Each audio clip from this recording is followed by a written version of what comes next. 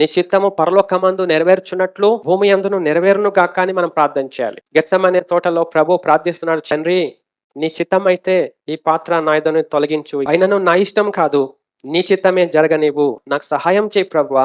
నీ ఇష్టానికి నీ చిత్తానికి అప్పగించుకోవడానికి నాకు సహాయం చెయ్యి అని ప్రార్థించాలి. అనే గాని ప్రభువా నా ఇష్టం నెరవేర్చేది కోరుచున్నాను, అవును గాక అంటే సైతాన్ గడు వస్తాడు, జరిగిస్తాడు. సాతాను యొక్క మోసములో అబద్ధములో మీరు పడకుండా నా యొక్క సత్యమందు నిలిచి ఉండండి, మీరు స్వతంత్రులుగా జీవిస్తారు, దేవుని పిల్లలుగా ఉంటారని యేసయ్య మనకు చెప్తా ఉన్నాడు. కాబట్టి ప్రభువు ఇష్టానికి మనము అప్పగించుకోవాలి. ఆ ఇష్టాన్ని నెరవేర్చడానికి సహాయం కోరాలండి. మన ఇష్టాలు నెరవేర్చుకోవడానికి దేవుని సహాయం కోరటం కాదు. దేవుడు మనకు సహాయం చేయడు, సైతాన్ చేస్తాడు. మనం అది గమనించాం. అది దేవుడు చేశాడనుకుంటాం.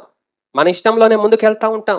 మన హృదయం కఠినమైపోతది. ఆయన రక్షణ జ్ఞానం నుండి అంధకారంలోకి వెళ్ళిపోతాం. ఆత్మీయంగా మృతి చెంది జీవిస్తాం.